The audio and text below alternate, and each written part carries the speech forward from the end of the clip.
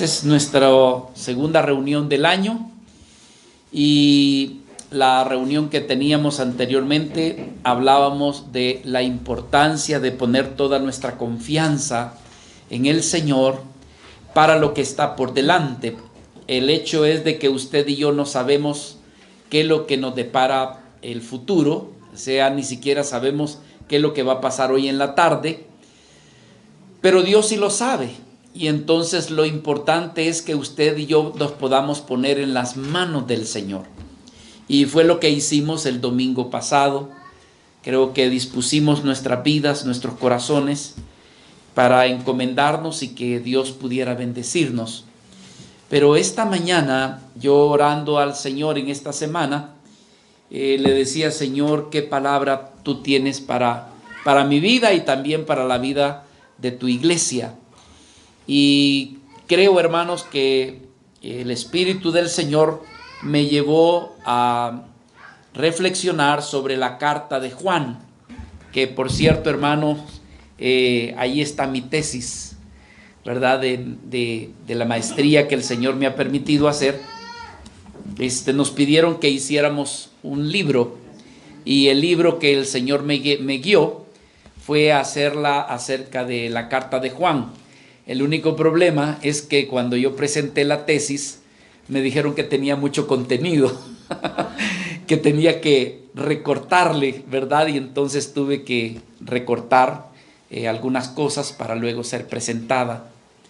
Pero el Señor me hacía reflexionar sobre esa carta, la carta del apóstol Juan.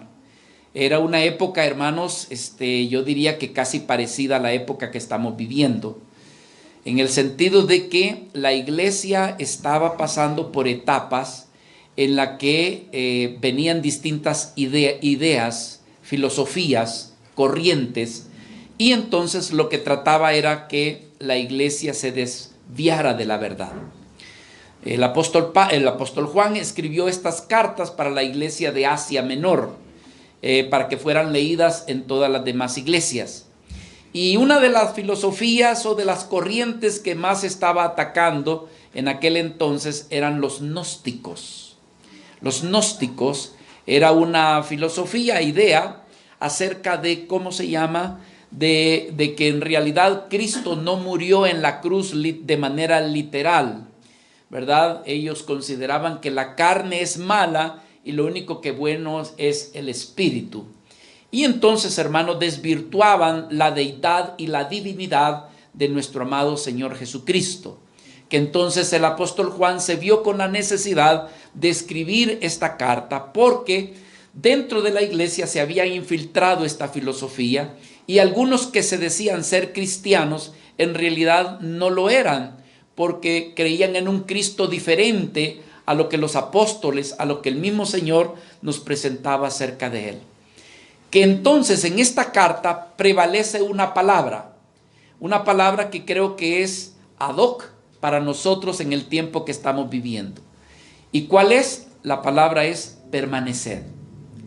Hermanos, nosotros pasamos por distintas circunstancias, distintas situaciones que nos mueven, ¿verdad? No del balde, el año pasado estuvimos hablando acerca de Jesucristo como la roca de fundamento. Es decir, para que seamos vidas estables, firmes, y que no nos mueva ninguna circunstancia, no nos mueva, hermanos, algún problema personal o un problema de que alguien nos lo ocasione, sino que usted pueda mantenerse estable, firme, como bien dice el escritor del libro de los Hebreos, puesto los ojos en Cristo, el autor y consumador de nuestra fe. Así que en esta mañana, hermanos, yo quiero venir con usted a la primera carta de Juan y entonces tomar solamente un texto, el capítulo 2 y el versículo 28 y 29. Si usted estudia toda la carta, se va a dar cuenta que la palabra que más se repite es permanecer, o sinónimo de la palabra permanecer. Que entonces nosotros vamos a escuchar en esta mañana acerca de esto mismo, permanecer en Cristo, y cuál es su propósito. Y en este texto es muy interesante que nos habla acerca de permanecer, pero también del propósito. Primera de Juan, capítulo 2, versículos 28 y 29. Dice la palabra de nuestro Señor: ahora, hijitos, permaneced en Él, para que cuando se manifieste tengamos confianza, para que en su venida no nos alejemos de Él avergonzados. Si sabéis que Él es justo, sabed también que todo el que hace justicia es nacido de Él. Señor, queremos en esta hora dirigirnos a ti, invocar tu nombre. Porque ¿quién se atreverá, Señor, a predicar tu palabra, a enseñar tu palabra y no depender de ti, Señor? Te necesitamos en todo momento y tu servidor lo sabe muy bien, Señor. Necesitamos de tu bendición, de tu gracia, a mí, Señor, para poder explicar, poder transmitir lo que tú has puesto en nuestras vidas, y a tu amada iglesia para que tú, Señor, le puedas dar también claridad y que tu palabra no caiga en lugar árido, sino por el contrario en buena tierra, y que pueda producir el fruto que tú esperas, Señor, que produzca esos corazones. En el nombre de Jesús. Amén y amén. Amén. Bueno, hermano, una de las verdades fundamentales que usted y yo debemos de recordar, diríamos, es el hecho de que nuestro Señor Jesucristo vino al mundo enviado por el Padre, ¿verdad? Y vino, hermanos, para mostrarnos y revelarnos y darnos a conocer al Padre. Pero también, hermanos, Jesús nos dijo que vendría y que moraría en nuestras vidas. Aunque es algo místico, no deja de ser real. Que el Señor dijo: he aquí que yo estoy con vosotros todos los días del mundo, hasta el fin del mundo. Pero nos hablaba también, hermanos, de su presencia, o sea, de la presencia de su Espíritu en nuestras vidas. Y siendo nosotros nacidos de Dios, Dios espera que la vida de Cristo se manifieste en nosotros y que en nosotros puedan aparecer los frutos. En un momento dado, Pablo dijo: si es que habéis gustado al Señor, como quien dice, si Cristo realmente ha venido a vuestras vidas, no dejará que en tu vida no pueda haber frutos. La evidencia de que Cristo ha venido a tu vida es porque de alguna forma habrán de aparecer los frutos. Sin embargo, cuando una persona no permanece, hermanos, es como aquella ramita, ¿verdad? Voy a poner este ejemplo. Imagínese usted que alguien le dice: ¿cuánto me gustan las guayabas? Y dice: ay, yo vi allá en Cuernavaca un árbol de guayaba, pero qué frondosa esa guayaba, que entonces le arranqué una ramita, me la traje a mi casa para ver que me pudiera dar guayabas en mi casa. ¿Cree usted que eso es posible? No es posible, porque la ramita ha sido separada, ha sido apartada, por lo tanto no puede dar fruto. De alguna manera también, por cierto, Juan, pero en su evangelio, allá en el capítulo 15, nos hablaba de la vid y los pámpanos. Yo soy la vid, vosotros los pámpanos.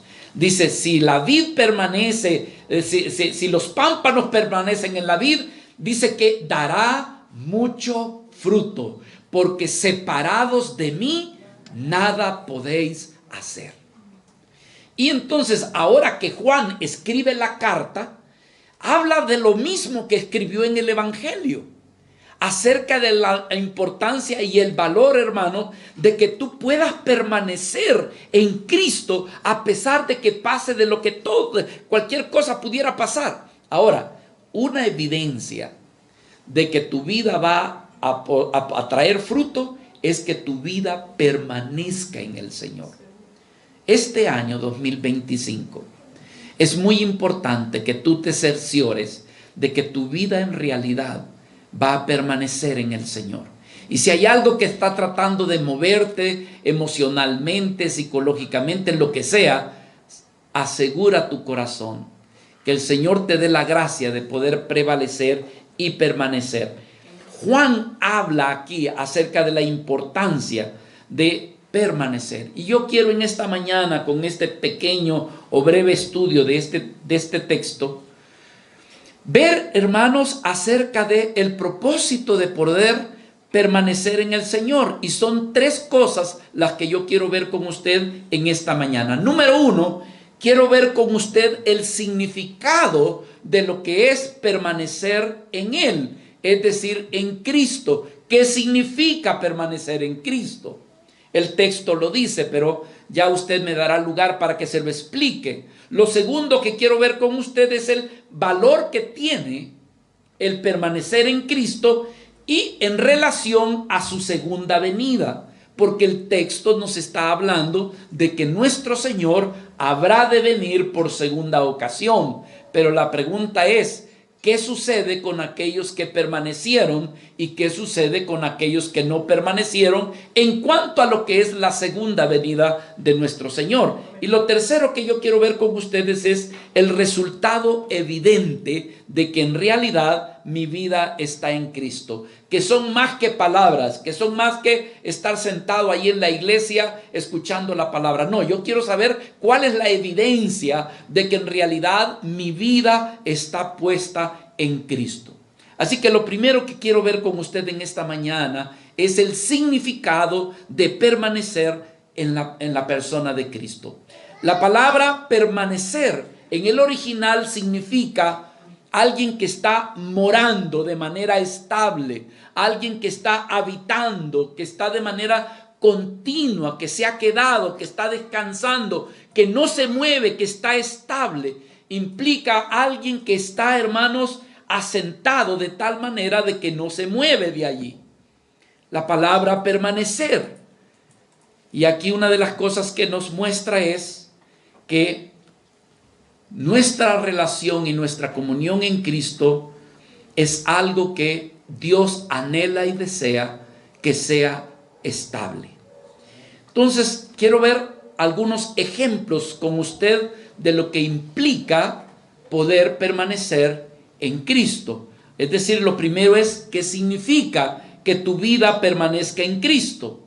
Aquí mismo, en Primera de Juan, en el capítulo 4, versículo 15, nos habla de alguien que, por ejemplo, hermanos, confiesa que ha creído en Jesús y que ha experimentado el amor de Dios. Si una de las cosas que experimenta verdaderamente el creyente es el amor y la misericordia de Dios en su vida. ¿Cuántos lo han experimentado, hermanos? Amén. Entonces, aquellos que permanecen en amor son aquellas vidas que realmente dan evidencia, ¿verdad?, de esa comunión con Él. Porque dice la Escritura, versículo 15, todo aquel que confiese que Jesús es el Hijo de Dios, ¿qué sucede con esa persona? Dios permanece en él. Dice la Escritura que Dios permanece en él y también dice que Él en Dios. Nosotros, o sea, usted y yo, hemos conocido y hemos creído al qué, lo que hemos recibido, el amor de Dios que Él tiene para con nosotros. Y dice Juan, Dios es amor y el que permanece en amor permanece en Dios y Dios en él. Entonces tienes aquella vida que permanece en Cristo, que permanece en Dios, que ha experimentado el amor, la bondad y la misericordia del Señor. Que no son cuentos, que no son estudios teológicos, que no es doctrina, así por así superficial, es una experiencia en el corazón. No sé cuántos hasta hemos llorado y nos hemos quebrantado cuando hemos experimentado el amor, la bondad y la misericordia del Señor. ¿Qué es estar en Cristo? Es alguien que en realidad tiene comunión con Él. Nos gusta tener comunión con los hermanos, eso es precioso. Mirad cuán bueno y delicioso es. Eso es bueno. Nos gusta tener relación, ¿verdad?, con la congregación. Pero el asunto es, ¿cómo está tu comunión con el Señor? Porque las vidas que tienen comunión con Él son las vidas que dan testimonio de que son vidas que están en Cristo Jesús. Libro de los Hechos, capítulo 17, versículo 28, dice la palabra: porque en Él vivimos y nos movemos y somos. O sea que de allí dependemos, como algunos de vuestros propios poetas también han dicho, porque el linaje, ¿qué dice? Suyo somos. Es decir, somos pertenencia del Señor, por lo tanto tenemos comunión con el Señor. ¿Sabe qué decía el apóstol Pablo allá en 1 Corintios capítulo 1, versículo 9, si no me equivoco? Que todos hemos recibido, los que hemos creído en Cristo, hemos recibido un llamamiento. Ah, sí, a servirle. Un llamamiento. Ah, sí, a estar en la iglesia. No. El principal llamamiento que tú y yo tenemos es a tener comunión con nuestro Señor Jesucristo. Ese es el primer llamado que Dios tiene para con tu vida. Porque hay veces nos equivocamos, hermano. Llegamos a la iglesia y somos vida, dice, ¿en qué podemos servir? ¿En qué podemos trabajar? ¿En qué podemos envolvernos, involucrarnos? Pero tu vida de comunión es árida. Te gusta relacionarte con los demás. Pero hermanos, una evidencia de que alguien está en Cristo es una vida que tiene comunión con el Señor. ¿Viste ese texto? 1 Corintios 1:9. Creo que apunté bien. Fiel es Dios, por el cual fuimos llamados a la comunión con el Señor. En el libro de Proverbios, capítulo 3, versículo 7. Los que tienen comunión, hermanos, dependen del Señor. Por eso es que dice la palabra: no seas sabio en tu propia opinión, teme a Jehová y apártate del mal, porque será medicina a tu cuerpo.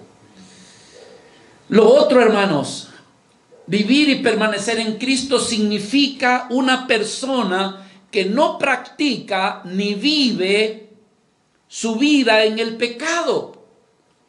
Es una vida que se lamenta cada vez que falla, cada vez que comete el error, la falta. Su alma, hermanos, no deja que el espíritu, ¿verdad? No deja que le redarguye y se siente mal.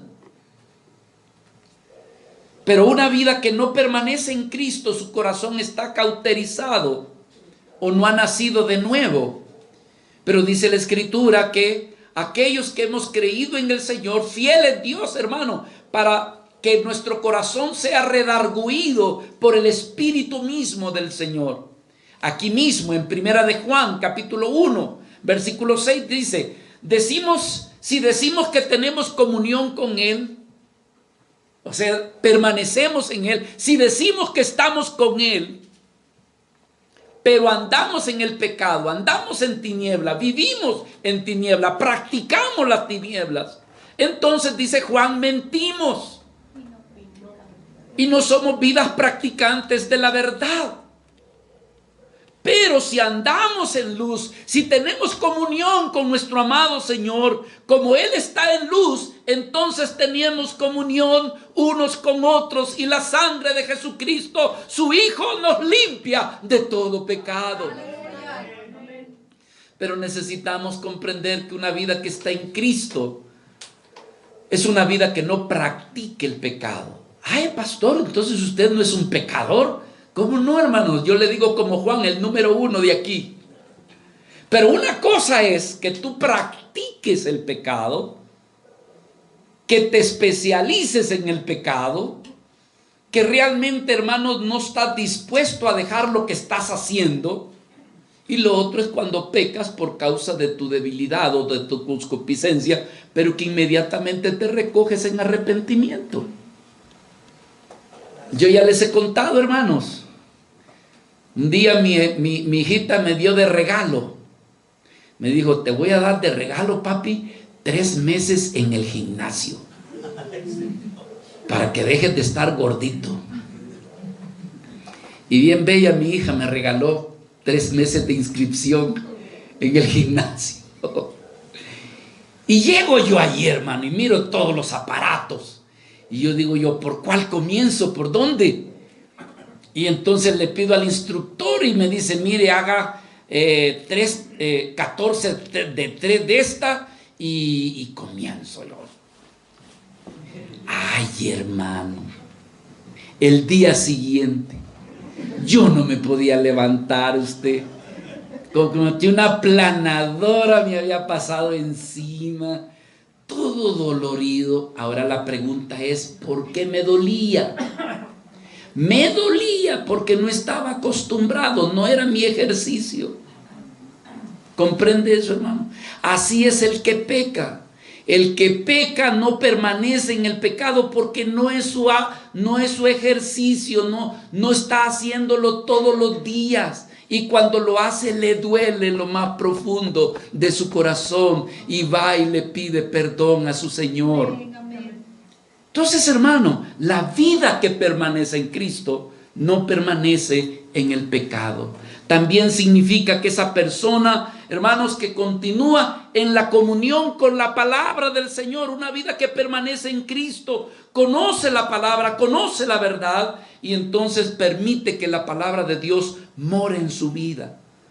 Aquí mismo en Primera de Juan, capítulo 2, versículo 24, lo dice, los que habéis oído desde el principio la palabra, que eso permanezca, que esa palabra permanezca en vosotros. Si lo que habéis oído desde el principio permanece en vosotros, también entonces, por causa de la palabra, también vosotros permaneceréis en el Hijo y en el Padre. ¿Qué es lo que más lees tú, hermano? ¿Cómo va tu lectura de este año? Ya te pasamos nuestro calendario de distinta forma, ya no sabemos cómo hacerlo. Te lo hemos mandado de orden cronológico, te lo hemos mandado en el orden que esté en la Biblia. ¿Quieres que te lo mandemos por YouTube, por Facebook? Lo que tengamos que hacer, pero tú tienes que estar en contacto con la bendita palabra de nuestro Señor.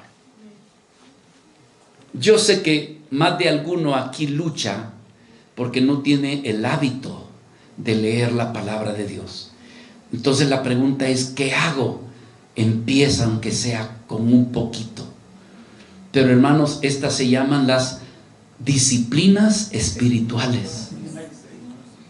Tu vida de oración, tu vida de lectura de la palabra, tu vida de congregarte, tienes que luchar contra todo lo que se levanta contra eso.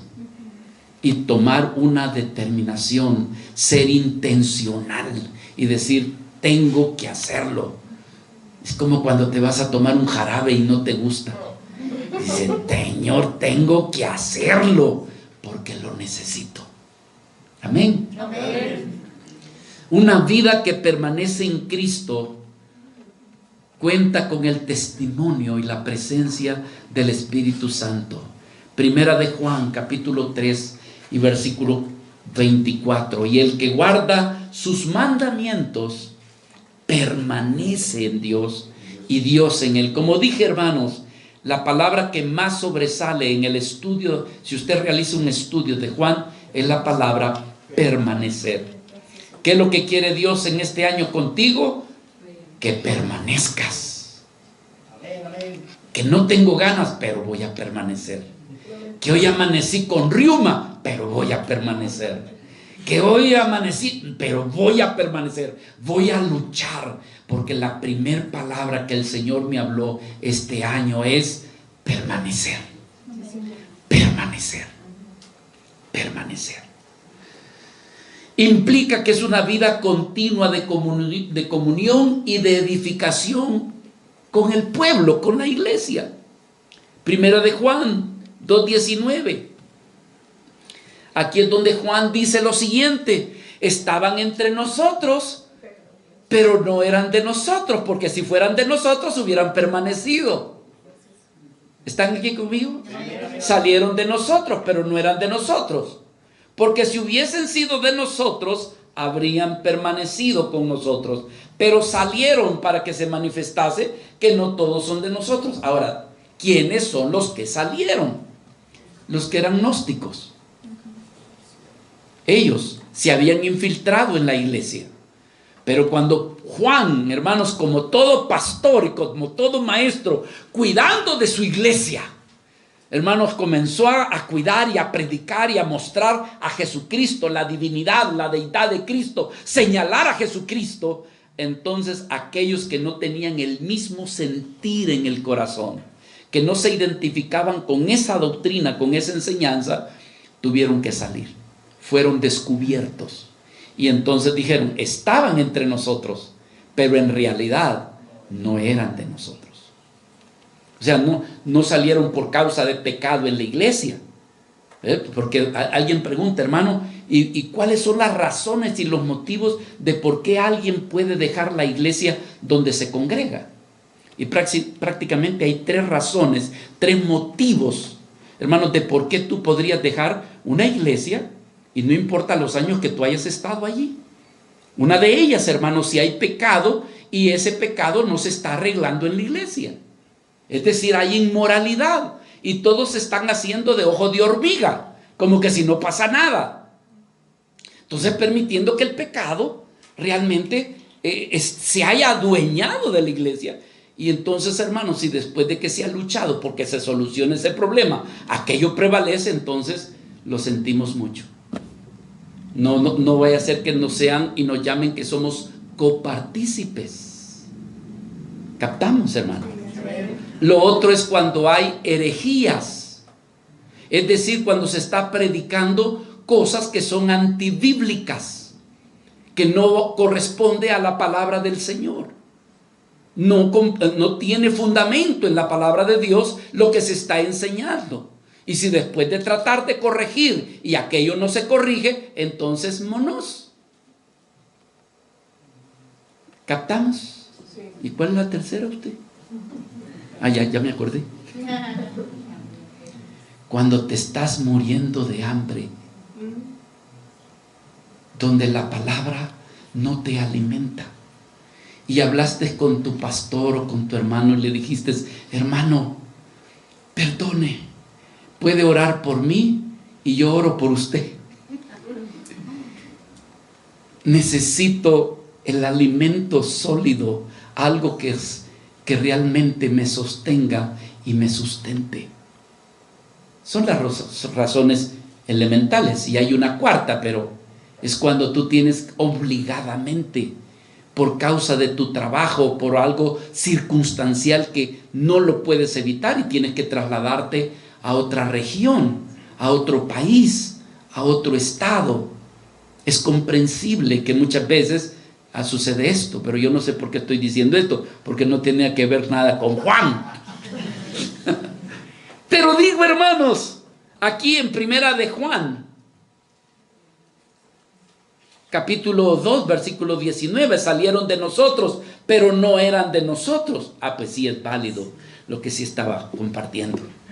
Porque si hubiesen sido de nosotros, habrían permanecido con nosotros, pero salieron para que se manifestase que no todos son de nosotros. Los que permanecen en Cristo buscan, anhelan, hermanos, oran por hacer la voluntad de Dios. Someten su egoísmo y su orgullo para decirle al Señor, Señor, yo sé que te estoy pidiendo esto, pero si no es tu voluntad, que prevalezca tu voluntad, Señor. Yo sé que yo ya desde que nací soy egoísta y yo soy pedigüeño, Señor, y pido muchas cosas para mí y por mí, pero Señor, si no es tu voluntad, ni me escuches, Señor, ni me oigas, por favor, porque lo que deseo es que se haga tu voluntad en mi vida. Ese es alguien que permanece en Cristo. Busca agradar a Dios, busca la voluntad de Dios. Primera de Juan 2:17, y el mundo pasa y sus deseos, pero el que hace la voluntad de Dios permanece para siempre. Permanece. Hay veces que luchamos contra Dios. No, es que yo quiero esa casa, es que esa es la que yo quiero. Señor, tú tienes que darme esa casa. No, mija. No, mijo. Yo quiero que estés en ese ranchito. Pero ¿y por qué le diste a otro? Porque yo quise darte a ti esto. Y si tú descubres que esa es la voluntad de Dios, tú dígales: amén, Señor. Esta es tu voluntad. Bendito sea tu nombre, Padre. Señor, yo no quisiera ir a la cruz. ¿No habrá un chancecito por allí de que me libre de esta copa? Y de repente el Señor dice: no, Señor, así ha sido establecido. No se haga según mi voluntad, sino la tuya. Amén. Amén, hermanos. Amén. Es una vida que permanece en el Señor. Los que no permanecen en el Señor, hermano, ni les interesa la voluntad de Dios. No quieren, al contrario, quieren ignorarla, porque de antemano sabe que puede ser contraria a lo que realmente desea su corazón, lleno de egoísmo y de orgullo. Ni siquiera quieren saber la voluntad de Dios. Tengo que tomar una decisión. Oye, ¿no quisieras oír la voluntad de Dios? No, la verdad es que yo ya sé lo que quiero hacer. Hubo una joven, no voy a decir el país porque puede que den de quién estoy hablando. Pero esa joven dijo: yo he establecido que quiero casarme con un norteamericano. Y yo le dije: oye, ¿y si fuera de tu propio país? No, es que yo ya se lo pedí a Dios. Le he pedido a Dios que en realidad sea norteamericano. Entonces, hermano, no sé en qué terminó. El asunto está de que lo que yo veía era la terquedad, podríamos decirlo, la necedad. O sea que Dios podía presentarle al hombre que Dios tenía para ella, y tal vez era de su propio país, pero ella estaba escogiendo lo que quería. Una vida que permanece en Dios le dice al Señor: no se haga mi voluntad, mas que se haga la tuya. Una vida, hermanos, que es permanecer en Cristo, es alguien que va a poder presentarle fruto a Dios. Juan capítulo 15, versículo 5. Yo soy la vid, vosotros los pámpanos. El que permanece en mí y yo en él, este va a llevar, ¿qué dice, hermanos? Mucho fruto. Porque separados de mí nada podéis hacer. Iglesia del Señor, si esta iglesia o cualquier congregación realmente permanece en Cristo, es cuestión de tiempo para que esos creyentes den fruto. Y yo no estoy hablando, hermanos, fruto de así estoy sirviendo, ya me gané a otro para Cristo. Es posible, puede, o sea, como dicen, cuenta que yo gané a otro para Cristo. Aquí te presento un fruto. Como resultado de mi fe en ti, Señor, me he ganado a otro. Me he ganado a mi esposa, a mi hijo, me he ganado a otro. Aquí te lo presento. Vale. Pero no es tanto ese tipo de fruto, hermanos. Y vamos a hablar al final. Estamos hablando del fruto del carácter de Cristo en tu vida. ¿Cuánto puedes decir de que tú no eres lo que antes tú eras? A ver, levante la mano, hermanos. Puedes decir: hermano, es que usted no me conoce lo que yo era antes. No, mejor ni que me cuente. ¿Por qué? Porque decimos: Señor, yo vivía en una situación requete pecaminosa, lejos de la ciudadanía de Dios, lejos del temor de Dios. Era un idólatra, hermano. Yo era una persona que nadie me soportaba, ni yo mismo me soportaba. Pero el Señor vino a mi vida y me trasladó del reino de las tinieblas a su luz admirable. Y las cosas que yo hacía ya no las hago más. Y las cosas que yo hacía ya no las hago más. Hubo un cambio. ¿Cuándo? Desde el día que le conocí. Entonces, hermanos, Dios está esperando ver fruto en tu vida como resultado de la vida de Cristo que ha venido a tu corazón. Si Cristo ha venido verdaderamente a tu corazón, a tu vida, evidentemente es imposible, hermanos, de que no hayan cambios en tu vida. Es imposible de que no hayan frutos en tu vida, porque el Señor, hermanos, Él es alguien que fructifica, y Cristo en vosotros es la esperanza de gloria. Amén. Lo segundo que les dije que estaría compartiendo está en relación con el texto. Por favor, regresemos a Primera de Juan, capítulo 2, versículo 28 y 29. Dice la Escritura: ahora pues, hijitos, permaneced en Él, para que cuando se manifieste, es decir, la venida de nuestro Señor Jesucristo, tengamos el ¿qué, hermanos? Confianza. Para que en su venida, escucha, no nos alejemos de Él como avergonzados. Y hay dos escuelas de interpretación, pero antes de ir a eso, yo quiero decirle, hermanos, que Cristo prometió que iba a venir. ¿Y cuántos dicen amén, hermanos? Amén. Dijo nuestro amado Señor de que Él volvería. Y muchos se están burlando, ¿verdad? Existen agrupaciones que tratan, hermanos, de desvirtuar o de desmentir o de hacer entender de que esto realmente es una fantasía, que no es real. Pero quiero decirles que Jesucristo, que no miente, dijo que Él habría de volver por segunda vez. Si Él mintió, entonces dejó de ser Dios. Si Él mintió, entonces Cristo nuestro Señor dejó de ser divino. Pero nuestro amado Señor dio evidencias de su divinidad. Hermanos, las Escrituras están llenas de testimonio, e inclusive historiadores seculares reconocieron que Jesucristo hacía maravillas y cosas que ningún hombre antes las había hecho. Y estamos hablando de escritores e historiadores contemporáneos que daban testimonio de quién era nuestro Señor Jesucristo. Pero, hermanos, hay tres fuentes que quiero ver con usted, que nos habla de la segunda venida de nuestro amado Señor Jesucristo.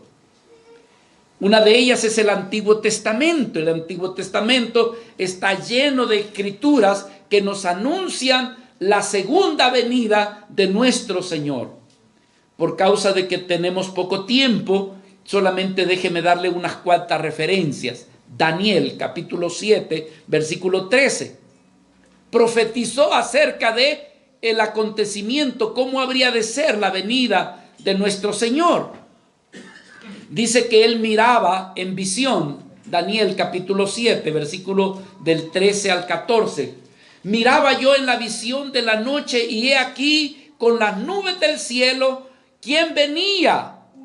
Uno como un hijo de hombre, que vino hasta el anciano de días, y le hicieron acercarse delante de él, y le fue dado dominio, gloria, reino, para con todos los pueblos, naciones y lenguas le servirían. Dice, su dominio es dominio eterno, que nunca pasará, y su reino uno como el cual no será, ¿qué dice? Destruido, porque su reino es sempiterno, permanece para siempre. Mi amado hermano, las Escrituras hablando de cómo habría de ser la venida de nuestro Señor Jesucristo. Zacarías capítulo 14 del 3 al 4, no tengo tiempo, pero léalo usted. Allí, hermanos, dice que la venida de nuestro Señor, Él vendrá y se parará en el monte de los olivos, y cuando Él se pare en el monte de los olivos, el monte de los olivos se partirá en dos. Y a partir de ese momento el Señor establece su juicio. Cristo viene, hermanos. Si tú estás vivo cuando Él venga, pues gloria a Dios. Y si no, hermanos, tú vendrás con Él el día que Él aparezca. Así lo dice la Escritura. Pero Zacarías dice que Él vendrá y se parará en el monte de los olivos. ¿Y qué coincidencia? Por supuesto que no es coincidencia. Que en Hechos capítulo 1 del versículo al 10, nuestro Señor Jesucristo, estando allí en el monte de los olivos, ascendió a los cielos. Y los ángeles le dijeron: ¿qué hacéis, varones, mirando hacia el cielo? A este mismo que ves ascender es el mismo que regresará. ¿Y saben dónde? Aquí en este mismo lugar, en el monte de las olivas, porque allí fue el lugar donde el Señor descendió. Y así el Antiguo Testamento, como fuente del anuncio de la segunda venida de nuestro amado Señor, al cual esperamos. Lastimosamente hay algunos que no quieren que venga. Es que me van a dar una nueva casa, pastor, y no la voy a estrenar. Imagínense ustedes si Cristo viene. Que Cristo no venga, pastor, porque estoy a punto de casarme. Como mira, estoy bromeando, pero es cierto, hermanos. Hay gente que ha hecho inversión, ha hecho tanta preparación, y ¿cómo ya? Señor, estoy a punto que me den el doctorado. ¿Cómo que Cristo ya viene? Que venga, hermanos. Él es lo más precioso que podríamos tener. Y el día que tú lo veas, hermano, te va a llenar de gozo. Vas a llorar, pero de gozo. Te vas a querer a tirar a sus pies, besarlos. Vas a querer abrazarlo y no desprenderte de Él, por lo que Él es. Segunda fuente, Cristo lo dijo, el mismo Señor lo dijo. Mateo capítulo 16, 27. Porque el Hijo del Hombre vendrá en la gloria de su Padre con sus ángeles. Y entonces Él pagará a cada uno conforme a sus obras. Y ustedes saben que hay mucho más escrituras sobre esto. Marcos 14, 16, Marcos 14, 62 y así por el estilo. Pero otra fuente, los mismos discípulos. Los mismos discípulos, hermanos, ellos decían que el Señor habría de volver y que si nosotros hemos muerto antes de que Él venga, entonces vendremos juntamente con Él. Y entonces aparecerá también para aquellos que todavía no han fallecido. Primera Tesalonicenses. Esto es para que tú tengas esperanza, para que tú te des cuenta que la muerte no con eso se termina todo, apenas es el principio. Primera Tesalonicenses capítulo 4 versículo 14 dice: porque si creemos que Jesús murió y resucitó, así también traerá Dios con Jesús. Es decir, Cristo viene, hermanos. Así también traerá Dios con Jesús a los que durmieron en Él, es decir, los que murieron en Cristo. Versículo 16, porque el Señor mismo con voz de mando, con voz de arcángel y con trompeta de Dios, descenderá del cielo y los muertos en Cristo resucitarán primero. Entonces, hermanos, ¿por qué nosotros debiéramos de permanecer en Cristo? Una vida que permanece en Cristo es una vida que no va a ser avergonzada. ¿Por qué? Porque va a recibir a aquel en el cual ha permanecido. Y entonces habrá gozo en su corazón al ver que aparece aquel en el que tanto ha anhelado y deseado. ¿Qué debemos hacer nosotros? Permanecer, vivir para nuestro Señor, así como yo los miro a ustedes, hermano. Qué hermoso verlos a ustedes servir al Señor. Qué hermoso verlos que se congregan, que vienen para alabar y adorar al Señor. Eso es permanecer en Cristo. ¿Qué debemos de hacer hasta que nos muramos o hasta que Él venga? Es permanecer en Él, porque esto nos dará confianza y nos dará seguridad que cuando Él aparezca, en lugar de salir huyendo como los perritos que han hecho travesura, saldremos a buscarlo a Él. Ya viene, ahí está. Aleluya, nos vamos a gozar, hermanos, de estar con nuestro amado Señor. Habrá confianza. Yo sé, hermanos, y aquí es donde yo quiero decirles que hay dos corrientes. Y no está para saberlo, pero hay veces que uno tiene esa necesidad de explicarlo. La corriente calvinista y la corriente arminiana. ¿Qué nos habla de la doctrina calvinista? Bueno, ella declara que este texto que estamos hablando de permanecer en Cristo no está hablando de la salvación. No está hablando de si la salvación se pierde o no se pierde, sino más bien que los que son verdaderos creyentes, ellos en realidad, por causa de ser genuinos y verdaderos creyentes, son vidas que van a permanecer y que permanecen en Cristo. Y que los que son avergonzados son aquellas personas que en realidad nunca creyeron en el Señor. John MacArthur dice en su comentario, dice: nadie que profesa creer en el Evangelio pero luego abandona de manera permanente la fe, esa persona nunca poseyó la vida de Cristo. Más bien su corazón le engañó.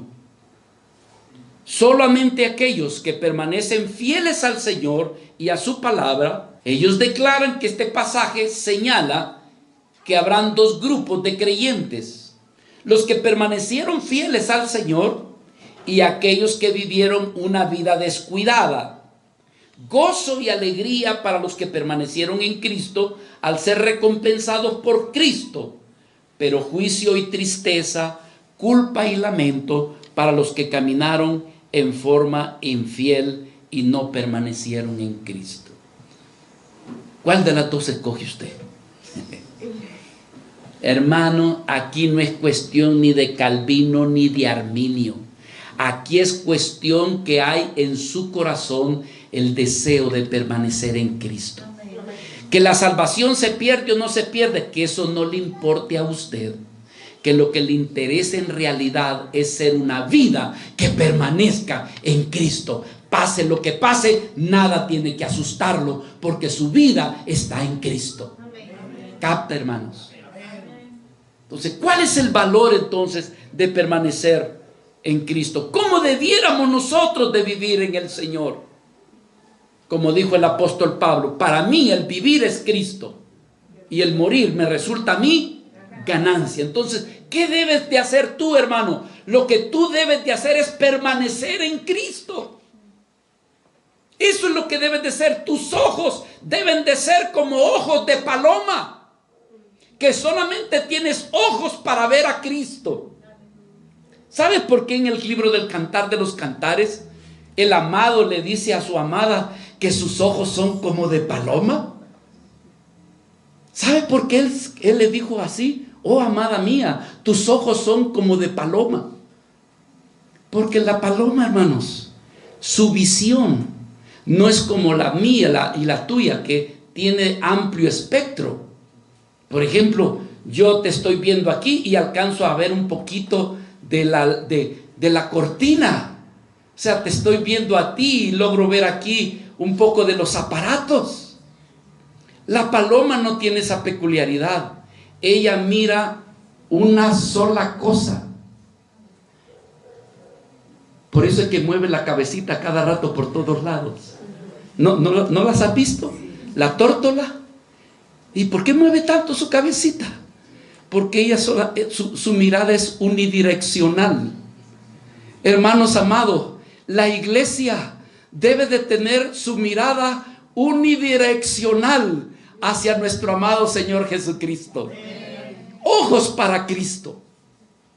Así debemos de existir, de vivir. Lo demás que la salvación se pierda. Ah, de veras, pues que se pierda. Pero yo estoy en Cristo. Que no se pierde. Ah, sí. Qué bueno que no se pierde, pero yo sigo en Cristo. Mis ojos están puestos en el Señor. Lo demás que no te asuste. Entonces, ¿cuál es el valor de permanecer en Cristo? Que cuando Cristo venga, no vas a tener inseguridad. Al contrario, desearás que el Señor venga, porque hay confianza en tu corazón. Y por último, hermanos, regresemos a Primera de Juan, capítulo 2, versículo 29. Si tuviera el semáforo, ya estuviera en rojo, hermano José Luis.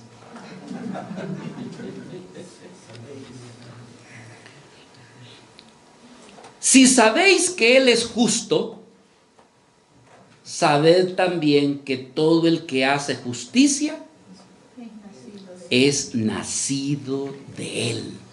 Hermanos, cuando una vida ha nacido de Cristo, es de Cristo, entonces la vida de Cristo en Él habrá de manifestarse haciendo justicia, buscando hacer lo recto, porque tanto Dios, el Hijo, hermanos, ellos aparecieron para manifestar su justicia. Y si el Señor ha venido a tu vida, está en tu vida, ha venido a tu corazón, entonces lo que va a brotar de tu vida es justicia. Es, hermanos, es como dar fruto en tu vida. Cristo en tu vida hace que tu vida entonces también fructifique. Es decir, que una prueba, una manifestación de que Cristo ha venido a tu vida es que van a aparecer frutos, hermano.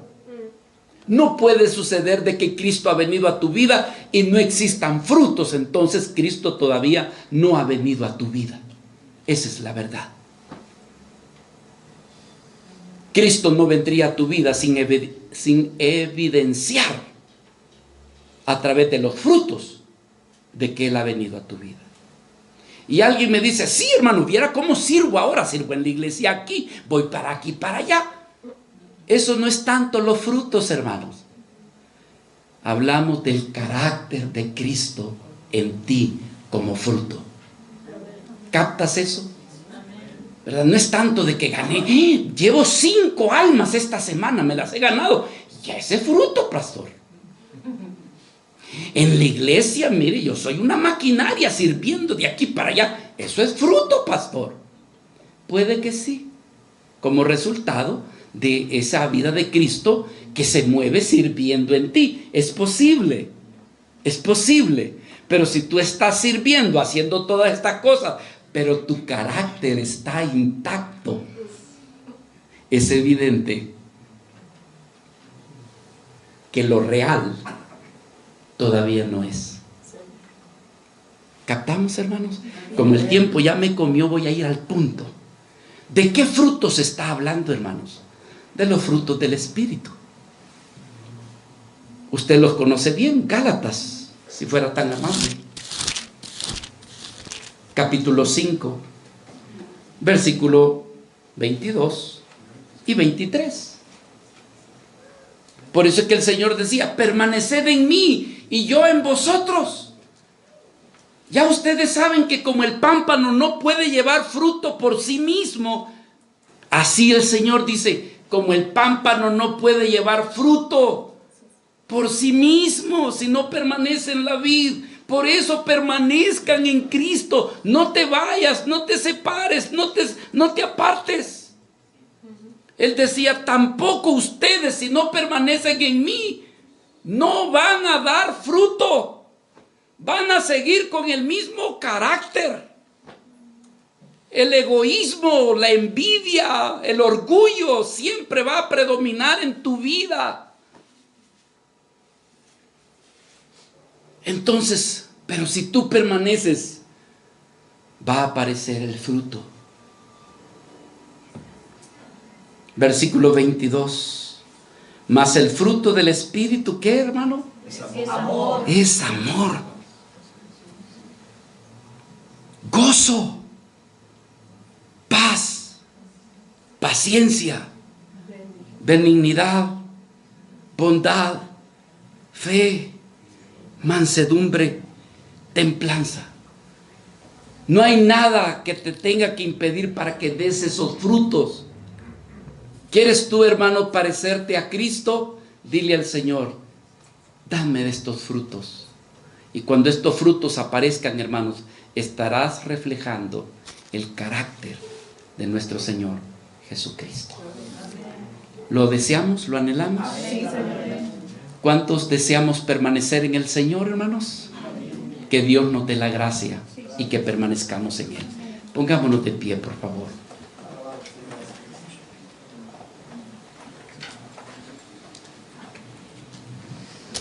Gracias, Señor. Gracias, Jesús.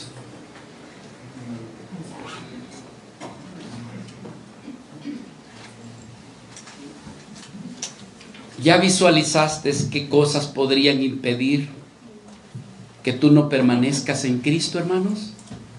Batalla. Pero más que nada, hermanos, busca estar siempre delante del Señor. Él te dará la gracia, porque quiero decirles también, voy a decir esto que pareciera contradictorio. ¿La salvación de quién es? ¿Fue decisión nuestra o decisión de Dios? De Dios. Dios hizo que yo le dijera, sí, Señor, yo quiero. Cuando te dijeron, ¿quieres tú recibir a Cristo? Sí, yo lo recibí. Él te convenció por medio de su palabra y de su espíritu. Tú respondiste porque el Señor te estaba jalando a que vinieras a Él. También voy a decirles lo siguiente: Dios nos da la gracia también para permanecer. Si tú eres alguien que has nacido de nuevo, entonces tienes la simiente de Cristo en tu corazón. Y entonces Dios, hermano, hará que tu vida fructifique. Solamente pídele a Él, Señor, dame más de ti. ¿Qué cree usted que la ramita, el pámpano, qué cree usted que el pámpano le pide a la vid? Permanecer. Dios le dijo: yo soy la vid, vosotros los pámpanos. Pedid todo lo que querráis. De veras, yo quiero tener más dinero. Quiero tener ya mi ropa vieja, quiero renovarla toda. ¿Desde cuándo no he querido ir a Europa? Aquí dice: pide todo lo que quieras. Me saqué el melate. ¿Tú crees que esa ramita, para qué querría ir la ramita a Europa? ¿Para qué querría la ramita otra casa? ¿Qué es lo único que necesita la ramita? La savia. ¿Qué es lo que la mantiene viva? Entonces el Señor le dice: ¿quieres más savia? La ramita dice: sí. Entonces pídeme todo lo que quieras y te voy a dar de lo que tú necesitas. ¿Para qué vas a querer una casa? ¿Para qué vas a querer ir a Europa? ¿Para qué quieres más dinero? Lo único que necesitas es la vida de Cristo. Pídeme más de la vida de Cristo y te la voy a dar. Amén. Digámosle al Señor: dame más de ti, Señor, y que yo pueda permanecer hasta el día en que tú me lleves a tu presencia o que tú vengas por nosotros. Padre amado, aquí estamos. Esta iglesia, Señor, de la cual yo veo que hay hermanos que te aman y que por ello te sirven. que tú me estás dando testimonio que hay vidas que verdaderamente te aman, Señor. Pero te pido, Padre, por toda la congregación, y no solamente por los que aquí están presentes, sino también por aquellos amados hermanos o cualquiera que de manera virtual, Señor, ha oído esta palabra. Tú nos invitas en medio de este mundo tan convulsionado, tan lleno de maldad, tan lleno de pecado, Señor, de cosas que jalan a tu iglesia, a tus servidores. Pero por amor a tu nombre, Señor, no permitas que sucumbamos, sino que permanezcamos en ti, Señor, y que traigamos fruto que manifieste tu gloria, que manifieste, Señor, la presencia de tu Hijo Jesucristo en nosotros. Señor, este nuevo año que está comenzando, danos la gracia de permanecer, no importa lo que pase, las circunstancias, las adversidades, Señor. Solo danos tu gracia. Danos tu gracia.